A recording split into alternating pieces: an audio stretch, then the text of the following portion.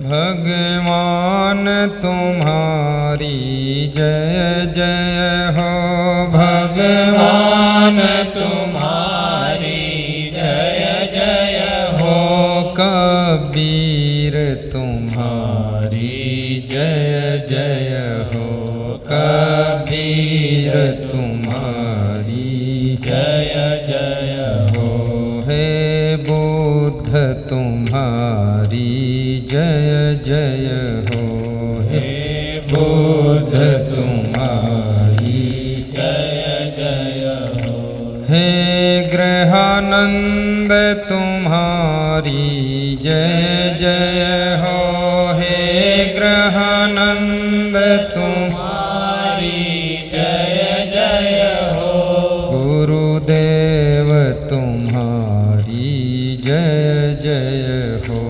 गुरुदेव तुम्हारी जय जय हो, हे राम तुम्हारी जय जय हो, हे राम तुम्हारी जय जय हो, हे नाथ तुम्हारी जय जय हो, हे नाथ तुम्हारी जय जय हो, हे क्षमा तुम्हारी जय जय हो, हे क्षमा तुम्हारी जय जय हो। बोलिए सद्गुरु भगवान की जय। पूज्यपाद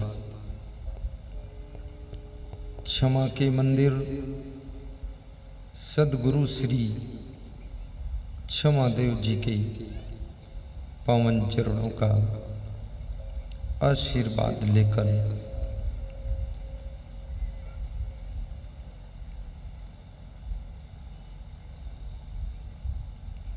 पूज्य ग्रहानंद महाराज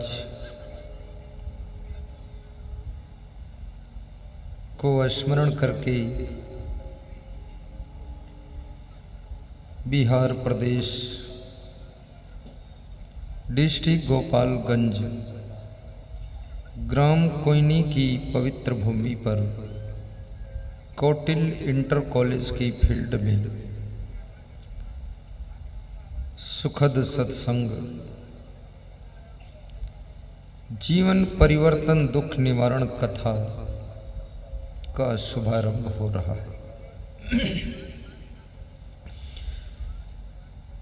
विवेक वैराग्य संपन्न समस्त संत महात्मा,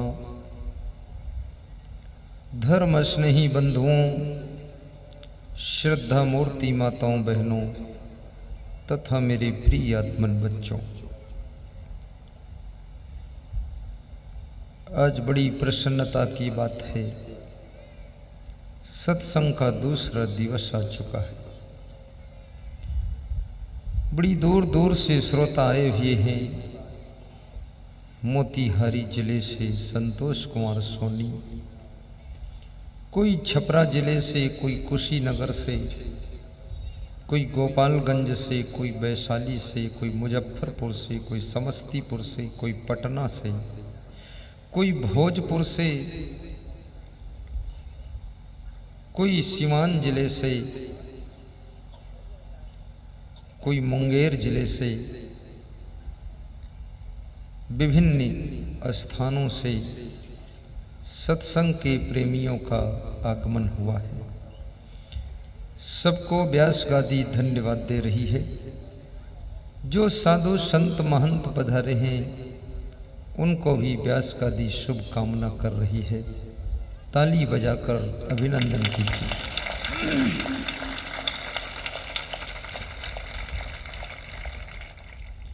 आज हम आपके बीच में 3 प्रश्न रखते हैं। संत कबीर से किसी भक्त ने प्रश्न पूछा है,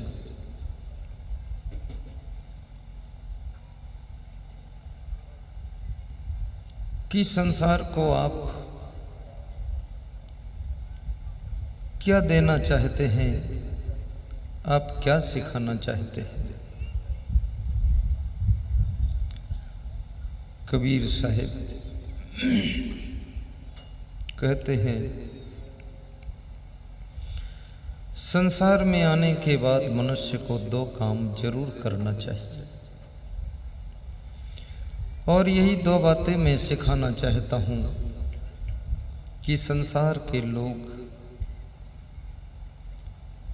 जन्म और मरण के बीच का जो टाइम है, जिसको जीवन कहा जाता है, उस जीवन को पाकर के कहीं ये जीवन व्यर्थ में न निकल जाए, कहीं इस जीवन में कोई अनर्थ न हो जाए, कहीं ये जीवन केवल स्वार्थ में न बीत जाए, कहीं ये जीवन निरर्थक न चला जाए, कहीं ये जीवन जिस लिए मिला था वो उद्देश्य चूक न जाए। ये जीवन परमार्थ में लगना चाहिए, धर्मार्थ में बीतना चाहिए और सेवार्थ में जीवन का टाइम खर्च होना चाहिए, तो समझ लो हमारा जीवन पाना सार्थक हो जाता है, अन्यथा निरर्थक ही है।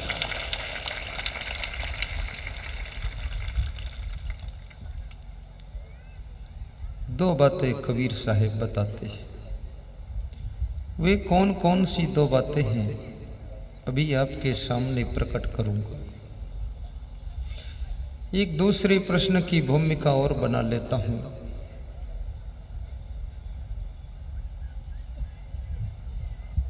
भगवान श्री कृष्ण से अर्जुन ने पूछा है, श्रीमद् भगवत गीता का संवाद है।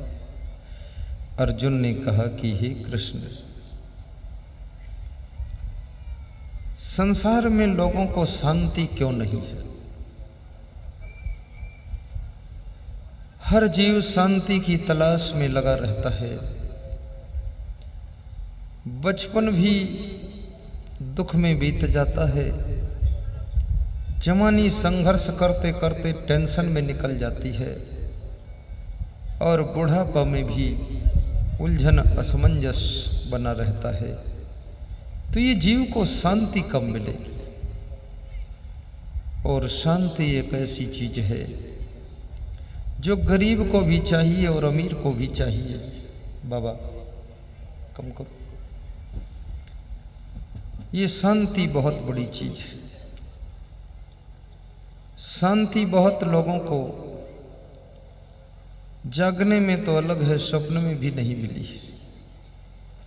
बहुत सी लड़कियां सोचती थी ससुराल जाऊंगी तो बड़ी शांति मिलेगी, और ससुराल में पहुंची तो वहां क्रांति शुरू हो गई।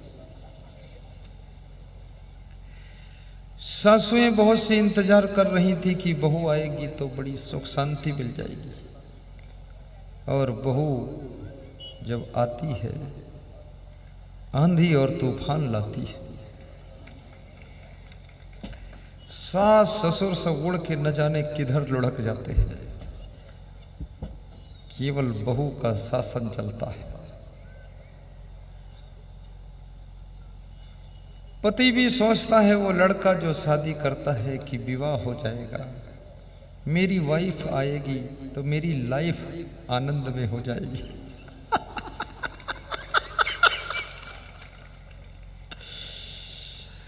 और वाइफ आती है तो अपने पति को पति नहीं कहती है, वो पति को हस्बैंड कहती है। हस्बैंड का अर्थ क्या होता है? जब पत्नी कहेगी हंस तो हंस दो, जब कहे बैंड तो बंद रहो, यही हस्बैंड है। और वास्तव में जिसकी पत्नी चाहे वही पति हंस सकता है, और पत्नी यदि नहीं चाहती है तो पति हंस भी नहीं सकता है, क्योंकि पति का रिमोट पत्नी के हाथ में रहता है। वो जब चाहे जो बटन दबा दे पति पर वही असर आ जाता है। इसलिए पत्नी को बहुत समझदार होना चाहिए ताकि पति को हंसाती रहे।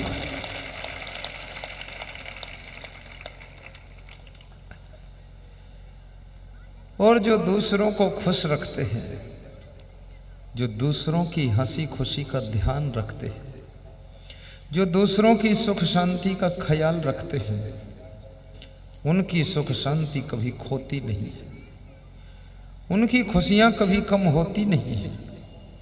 उनका आनंद कभी घटता नहीं है, जो दूसरों के लिए इंतजाम में लगे हुए हैं। लेकिन जो दूसरों की खुशियों को छीन लेते हैं, दूसरों के आनंद को नष्ट कर देते हैं, जिनकी वजह से दूसरों की शांति भंग होती है, उन लोगों को तीनों लोक में कहीं शांति नहीं मिल सकती है। इसलिए दूसरों की शांति का भी ख्याल करो।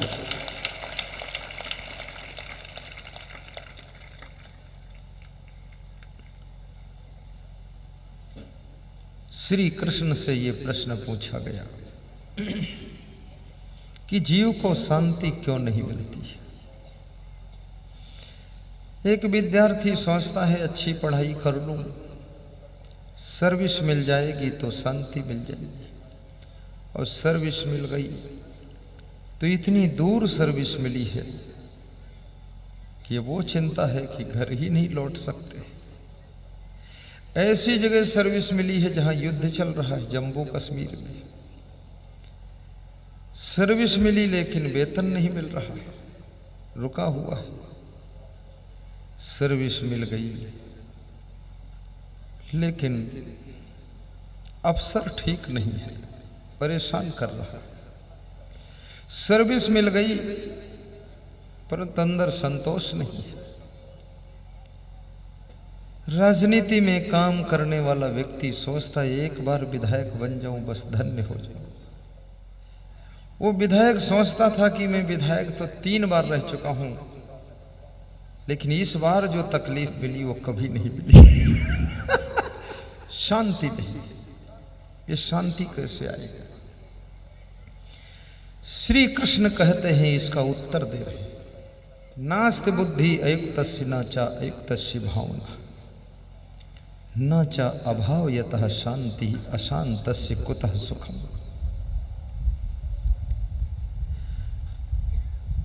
श्रद्धा लभते ज्ञानम तत्परः शैतेन्द्रियः ज्ञानम लब्ध्वा पराम शांति मचिरेण अधिगच्छति। विहाय कामान्यः सर्वान् पुमांश्च चिरत निःस्पृहः निर्ममो निरहंकारः सह शांतिम अधिगच्छति।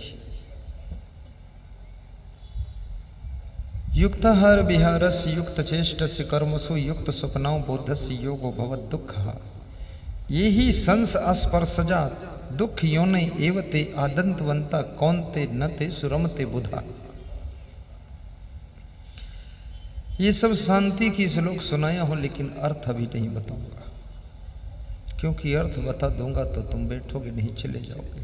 शांति की चाबी मिल जाएगी, फिर मेरे पास क्यों आओगे?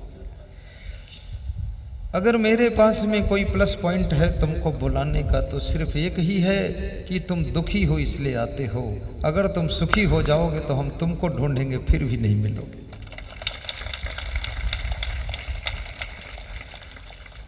धीरे धीरे आपको सुखी करूंगा, शांति भी मिलेगी, लेकिन एकदम नहीं दूंगा, नहीं तो तुम हमको फिर मिलने भी नहीं आओगे। और याद रखना, ये शांति ऐसी चीज है, सुबह शांति मिल जाएगी तो दोपहर में खो जाएगी, शाम को फिर शांति मिल जाएगी तो सुबह खो जाएगी, और इस वर्ष शांति मिल जाएगी 2017 में तो 2018 में खो जाएगी।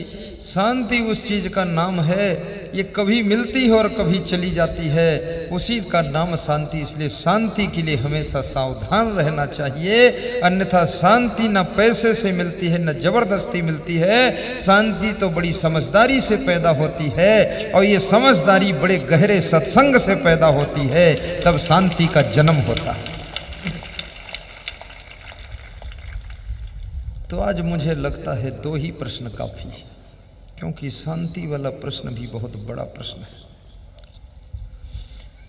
तो आइए पहले हम हल करते हैं कि संत कबीर ने 2 बातें क्या बताया है। कबीर कहते हैं, संसार में आए तो हो और जी भी रहे हो, सांसें भी ले रहे हो, खा भी रहे हो, सो भी रहे हो, लेकिन इस खाने का अर्थ क्या है, इस जीने का अर्थ क्या है? जीने के लिए खा रहे हो कि खाने के लिए जी रहे हो? ये तो बताओ। एक आदमी से पूछा गया, तुम जीने के लिए खा रहे हो? बोले, मैं जीने के लिए ही खा रहा हूं कि जिंदा रहूं बस। दूसरे से पूछा गया, तुम खाने के लिए जी रहे हो कि जीने के लिए खा रहे हो? बोले, मैं खाने के लिए जी रहा हूं, जिस दिन खाना न मिले उस दिन मैं जीना नहीं चाहता हूं। अच्छा खाना मिलना चाहिए, इसलिए मैं जी रहा हूं। खाया पिया घाय के सोया पाँव पसार, अब भोंदी कुछ जाने नहीं को हमको संसार, को हमको संसार। मनुष्य के जीवन का उद्देश्य खाना पीना भोगना सोना ही नहीं है। आहार निद्रा भय मैथुनानि सामानि चैमानि निर्णाम पशूनाम ज्ञानम नराणाम अधिको विशेषो ज्ञान हीना पशुभि समाना येषाम न विद्या न तपो न दानम न चाप शीलम गुणो न धर्म ते मृत्यु लोके भूई भार भूता मनुष्य रूपिण मृगाश्चरन्ति। चाणक्य ने कहा है, खाने के लिए तो पशु भी खाते हैं, पंछी भी खाते हैं। खाना सबका बिलग बिलग हो सकता है, लेकिन खाते सब हैं। अगर खाने के लिए तुम जी रहे हो तो ये पशुओं से बेहतर जिंदगी तुम्हारी नहीं है। आहार निद्रा, और यदि केवल नींद के लिए जी रहे हो, कितने लोगों ने अपने जीवन में नींद को प्राथमिकता दिया है। जब दांव मिलता है तभी सो जाते हैं, जहां चांस मिलता वहीं सो जाते हैं।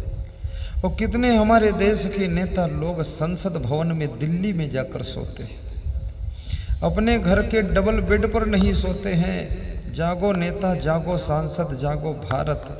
अगर सांसद सो गया, विधायक सो गया, तो हमारा देश भी सो जाएगा, प्रदेश भी सो जाएगा। इसके विकास के बारे में डिसीजन सही कौन लेगा? क्योंकि जब हमारे अगुआ लोग सो जाएंगे तो पीछे लोग कहाँ रह जाएंगे। याद रखना, इसलिए जागृत होकर विधानसभा में बैठिए।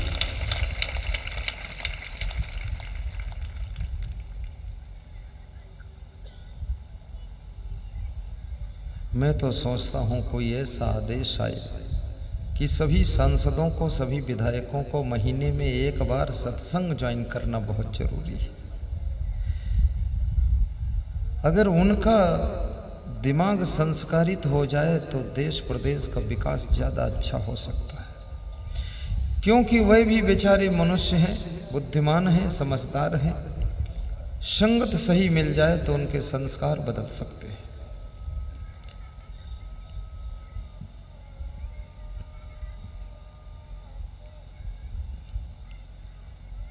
आहार निद्रा भय मैथुनानि। अपने जीवन का समय अधिक सोने में भी मत खोना, क्योंकि शरीर आदत को पकड़ता है। अधिक सोने की आदत बना लो तो अधिक सोए बिना ये रह नहीं सकता है। अधिक खाने की आदत बना लो तो शरीर अधिक खाए बिना नहीं रह सकता है। कम खाने में जीना सीख लो तो ये कम खाकर भी जीवित रह सकता है। और कम सोने की आदत बना लो तो कम सो करके भी ये शरीर चल सकता है। और आपके पास में 24 घंटे से ज़्यादा घंटे भी नहीं है। अगर सोने के घंटे बढ़ाओगे तो काम के घंटे घटते चले जाएंगे। तो जीवन में तुम सब काम कब करोगे? और मनुष्य उस व्यक्ति का नाम है, वो प्राणी है जिसमें इतनी सामर्थ्य है कि अकेला कमाता है, हजारों को खिला सकता है, लाखों को खिला सकता है। अगर मनुष्य विवेक और समझदारी से न कमाए तो अकेला कमाएगा तो अकेला ही खा सकता है और किसी को खिला नहीं सकता है। आप अपनी शक्तियों को पहचानिए, क्षमताओं को जागृत कीजिए। तुम्हारे अंदर बहुत बड़ा शक्ति का खजाना छिपा हुआ है, उसका सही इस्तेमाल कीजिए तो तुम इतना कमा सकते हो कि हजारों लोगों को खिला सकते हो।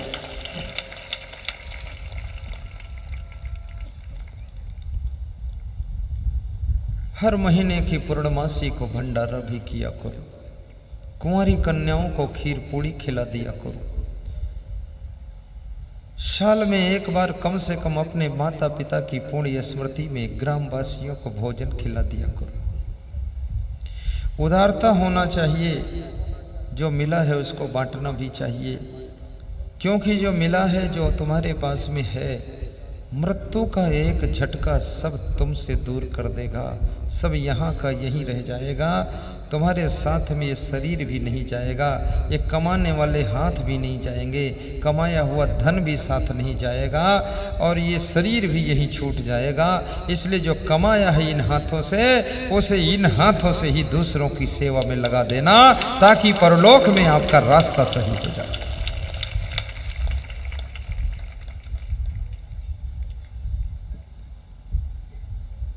हमारा धर्म हो सेवा, हमारा कर्म हो सेवा। गा दूं? एक पंक्ति है, गाऊं? हमारा धर्म हो सेवा, हमारा कर्म हो सेवा। वाह! हमारा धर्म हो सेवा, हमारा कर्म हो सेवा। और सेवा की शुरुआत कहाँ से करें, कब से करें? सेवा की शुरुआत अपने घर से करें, और अपने माता पिता, दादा दादी, सास ससुर से सेवा स्टार्ट करें। दूर वालों की सेवा आसान होती है, पशु पक्षियों की सेवा सरल होती है, लेकिन अपने माता पिता और सास ससुर की सेवा कठिन होती है। और जो माता पिता, सास ससुर और गुरु की सेवा कर सकता है, वो दुनिया में हर व्यक्ति की सेवा कर सकता है, क्योंकि उनकी सेवा ही कठिन होती है।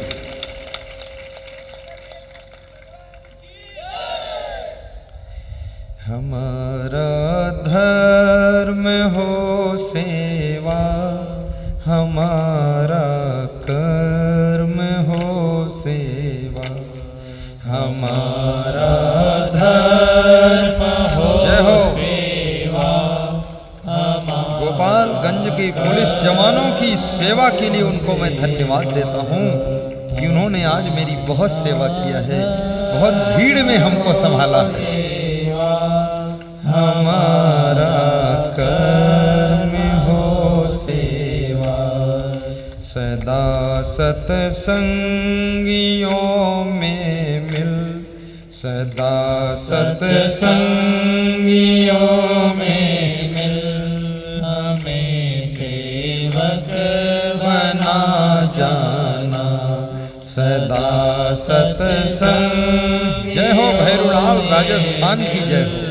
हमें सेवक बना जाना, हमारे ध्यान में आकर प्रभु जी आँखों में बस जाना, हमारे ध्यान में आकर।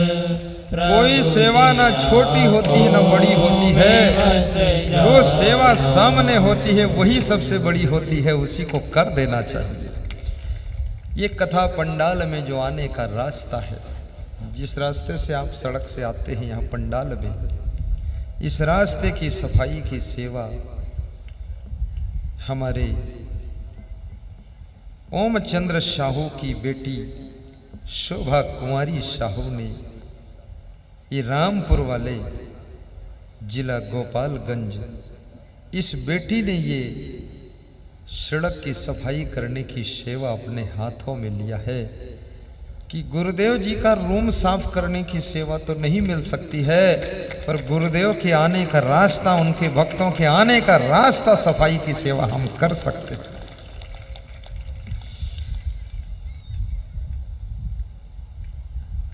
अपने माता पिता की सेवा, सेवा वही कर सकता है जिसके पास में सहनशीलता होती है। जो गम खा सकता है वही सेवा कर सकता है, क्योंकि मनुष्य एक ऐसा प्राणी है, जब उसकी तुम सेवा करते हो तो उसमें कुछ कमी भी बताता है। कभी कहेगा चाय में शक्कर कम है, कभी बोलेगा कि रोटी सूखी है, कभी बोलेगा दाल थोड़ा सा फीकी है, और कभी बोलेगा कि सब्जी थोड़ा ठीक नहीं है, तो तुम नाराज हो जाओगे और कुत्ते बिल्ली की इसलिए सेवा कर लेते हो कि वो कुछ बोलते नहीं है। इसलिए याद रखना, बुजुर्गों को मैं आज एक चाबी दे रहा हूँ, अगर दाल फीकी हो तो भी कुछ न बोलना और सब्जी ठंडी हो तो भी कुछ न बोलना, तो आपकी सेवा बहुत अच्छी हो। रोज रोज शिकायत न करना और सेवा करने वालों की कभी कभी प्रशंसा करना, रोज रोज मत करना, कभी कभी हफ्ते में एक बार, महीने में एक बार। क्योंकि रोज रोज अगर प्रशंसा भी करो तो उस जीव की आदत ये बनती है कि अब हमारी रोज प्रशंसा होना ही चाहिए। जिस रोज प्रशंसा भूल जाओगे करने को, उस रोज उसको दुख लग जाएगा। इसलिए प्रशंसा की भी आदत मत डालिए उसकी, कभी कभी प्रशंसा कीजिए, धन्यवाद दीजिए। रोज धन्यवाद देने से भी उनकी आदत बिगड़ती है। जिस रोज धन्यवाद देने को भूल जाओगे उस रोज वो नाराज हो जाएंगे, दुखी हो जाएंगे। इसलिए कभी कभी धन्यवाद देना चाहिए, हर समय धन्यवाद भी नहीं देना चाहिए। वाद विवाद तो कभी नहीं करना चाहिए और परस्पर प्रेम का संवाद चालू रखना चाहिए और छोटों को आशीर्वाद हमेशा देना चाहिए, तो घर स्वर्ग बन सकता है। हमारा धर्म हो सेवा, हमारा कर्म हो सेवा, हमारा धर्म हो सेवा, बहुत सुंदर गाया। हमारा धर्म हो सेवा, सदा सत्संगियों में सदा सत्संगियों में मिल, हमें सेवक बना जाना। सदा सत्संगियों में मिल, हमें सेवक बना जाना। हमारे ध्यान में आकर, हमारे ध्यान में आकर, प्रभु जी आँखों में बस जाना। प्रभु जी आँखों में बस जाना। और सेवा करने वाले के मन में उदारता भी होनी चाहिए, त्याग भी होना चाहिए। कंजूस व्यक्ति भी सेवा नहीं कर सकता है, लोभी के बस की सेवा नहीं होती है, क्योंकि सेवा में कुछ खर्च भी करना पड़ता है। इसलिए उदार बनो, लोभी मत बनो। लोभ नरक में ले जाता है और त्याग और उदारता आपको स्वर्ग में ले जाती है। स्वर्ग में ले जाने वाली उदारता को अपनाइए और नरक में ले जाने वाले लोभ का त्याग कीजिए। एक आदमी 7वीं मंजिल से नीचे गिर गया, तो नीचे मंजिल में उसका किचन था। तो गिरते गिरते किचन के पास में जब पहुंचा, लुढ़कते लुढ़कते, तो अपनी बहू से पूछा कि मेरे लिए भोजन तो नहीं बना रही? बोले बना रही हूँ। बोले मत बनाना, भोजन खराब हो जाएगा, मैं गिर गया हूँ, मरने जा रहा हूँ। तो बहू ने कहा हद हो गई। अब मरने भी जा रहे हैं तो भी उनको चिंता है कि एक खुराक भोजन जो मेरे नाम से बनेगा वो बेकार हो जाएगा, किसी को दे देंगे, वो भी बचना चाहिए।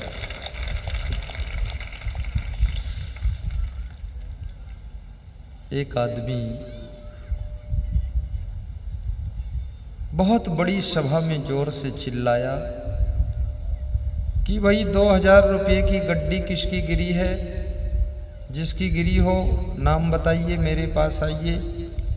तो 50 लोग दौड़ कर आ गए कि मेरी गड्डी गिरी, मेरी गिरी है। तो उसने कहा गड्डी तो एक गिरी है, एक गड्डी है, ये 50 लोगों की तो नहीं है, तुम सब क्यों दौड़े आ रहे हैं? तो बोले मेरी है। सब बोले मेरी है। बोले ये कौन निर्णय करेगा किसकी है? अरे बोले तुम लाओ गड्डी, टाइम पास मत करो, 2000 की गड्डी। तो उस गड्डी पाने वाले ने कहा कि अभी गड्डी बांधने वाला धागा मिला है, गड्डी अभी नहीं मिली है। ये जीव का मन बड़ा लोभी है।